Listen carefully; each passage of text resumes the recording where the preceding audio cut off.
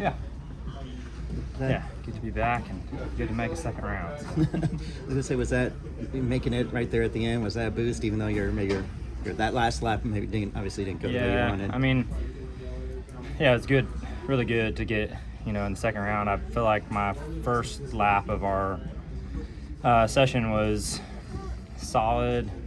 I missed a couple areas, and that was going to be the big thing, was if you could get it done on the first one and not have to run again. So, and then I made a pretty big mistake on my second run, and I was honestly surprised we got through, so that was encouraging.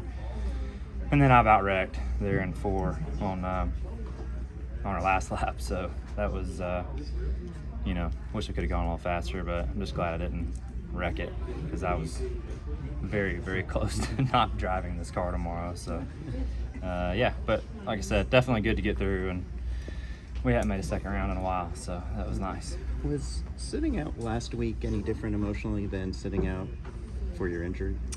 Well, there were certainly different circumstances, but it's never fun to sit at home while the race is going on and your job is happening and you're not a part of it, right? So yeah, I would say a little bit of a different feel, but still disappointing to not be here regardless of the circumstances. You made a point of coming to St. Louis and showing up for a Napa visit. Mm-hmm.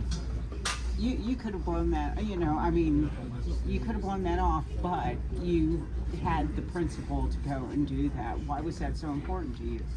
Well, our partners do a lot for us, and so do the fans, and I'm definitely sorry to the fans and the folks that were planning on going to the race that were going to watch me or our team or whatever that didn't get to experience that. So yeah, just felt like it was important to go and make sure I was doing the part that I was allowed to do for my partners and for the fans too. I know it wasn't the race, but saw a lot of people that were excited to just be there at those events, and granted they wanted to go watch the race, but it was a way for them to interact and do something in light of a tough week. Did you watch the race, and where did you watch it from? Yeah, I was just at home, so yeah, just nothing special, just kind of watching like everybody else. Denny said that you called him, but you didn't want to speak for you. Can you give us any insight into what you told him? Yeah, I did, and I feel like that conversation's private. Personally, I don't feel the need to announce certain things to the world. Everybody kind of has their own opinion on that, but we had a really mature and good conversation. I thought about it, and I'll leave it at that. It was just a private matter that I don't really think needs to be in here. Have you buried the hatchet?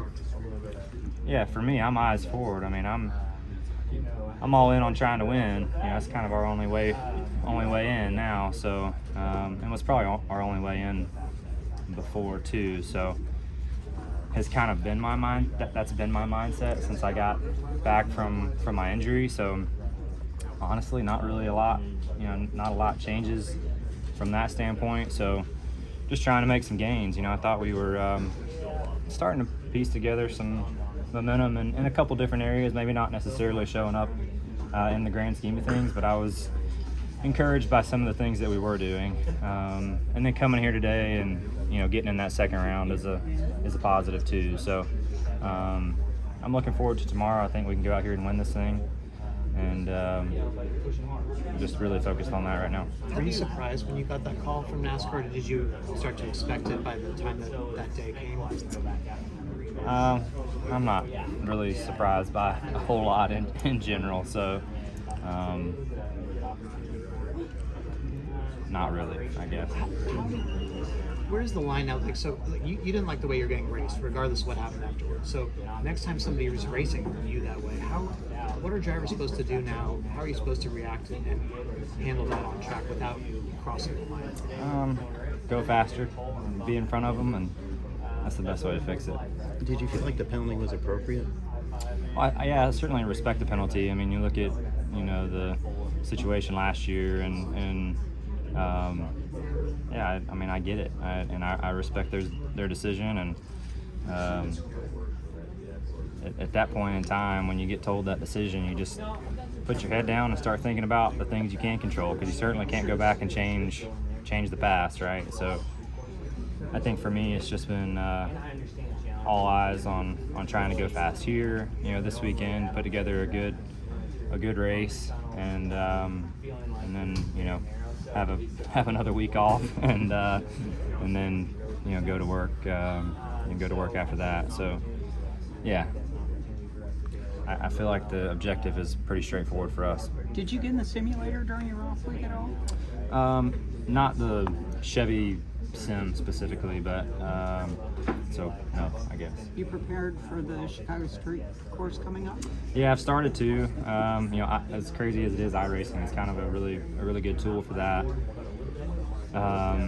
So yeah, just kind of started to dip my toes into that and just learn the racetrack, because I don't know the racetrack, and so just trying to memorize the course and what turns are next is kind of step one.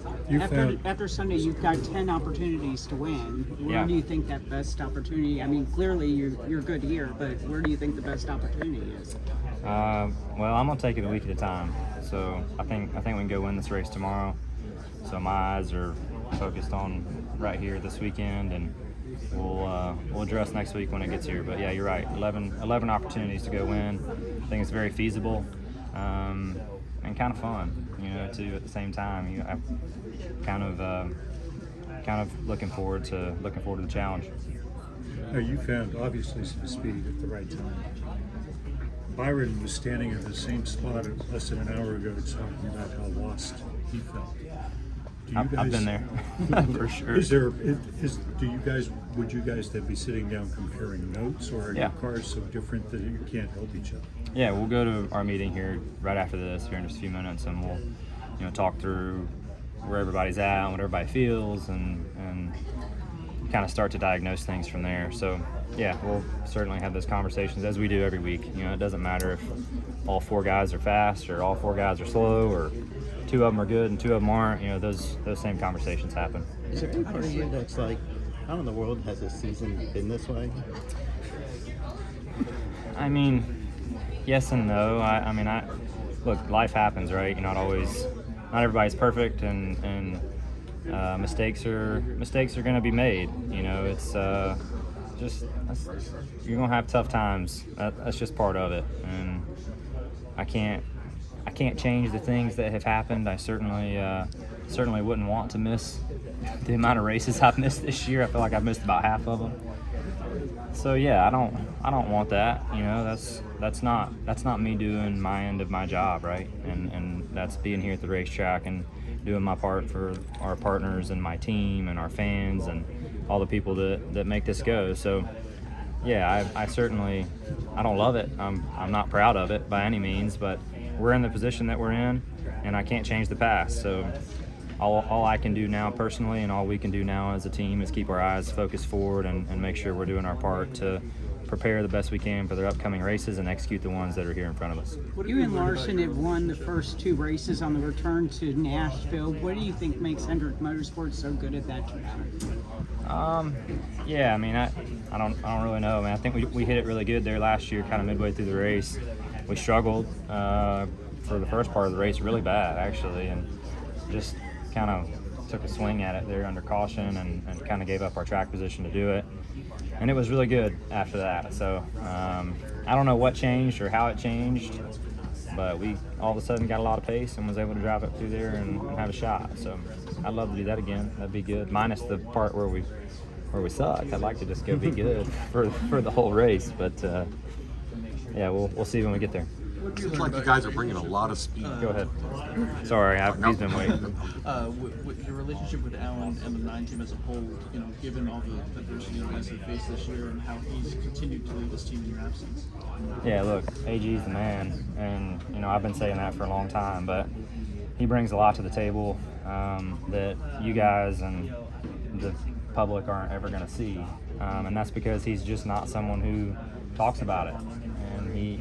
He's a guy that would rather work in silence and just make sure he's doing his part and bring his best effort to the racetrack. And I love that. I love that about him. And he's he's certainly had my back. I've always tried to have his, and we've just always let each other do our jobs and try to have as much fun as we can while we're doing it. But yeah, he's a huge piece of the puzzle, and I'm grateful for our relationship and the time and the effort and the amount of work he puts in for our team, because I certainly notice it and I appreciate it, and I know the rest of our team does too.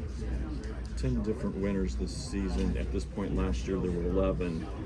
Do you see this mimicking last year with one person getting in on points, or do you feel like it's going to be more people can get into points this year?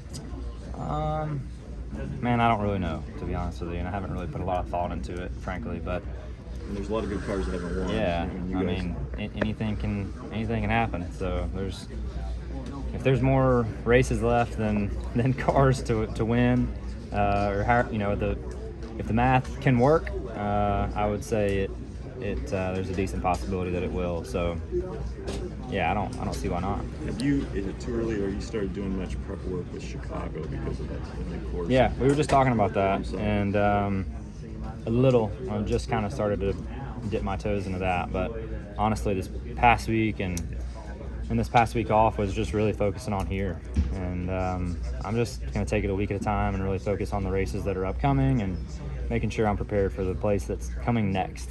And when we get to Chicago and get a little closer to that, I'll be prepared as best as I know how for when we get there. Does that take a little pressure off, knowing that your team has speed every week? Does it take a little pressure off of you, knowing you've got a good car most of the time, that you can get kind of where you want to on the track? Not really. No. I mean, it's certainly nice, that the company has had pace at a lot of different style tracks. That doesn't guarantee that you're going to have a good day individually. So it's still up to us in a lot of ways to go and make sure we're doing our part as a team, and to make sure I'm doing my part, as a driver. So there's a lot of effort that goes in across the board, as everybody knows. But yeah, it certainly doesn't guarantee that your day is going to go perfect. Now, what about the other guys? They're racing dirt and racing other entities, and it helps them a little bit probably in the NASCAR side of it. Is that your plan to do that more in the future, or? Yeah, I mean, if the opportunity comes up, potentially, I've run some late model races this year, and I've enjoyed that asphalt stuff. Might do some more of it, as the year goes on. So we'll see if the right opportunities are there and the timing works out with the schedule. I certainly would consider it. All right, thanks, guys. Thanks, guys. Thank you. Thank you. Thanks, Jake. Yep.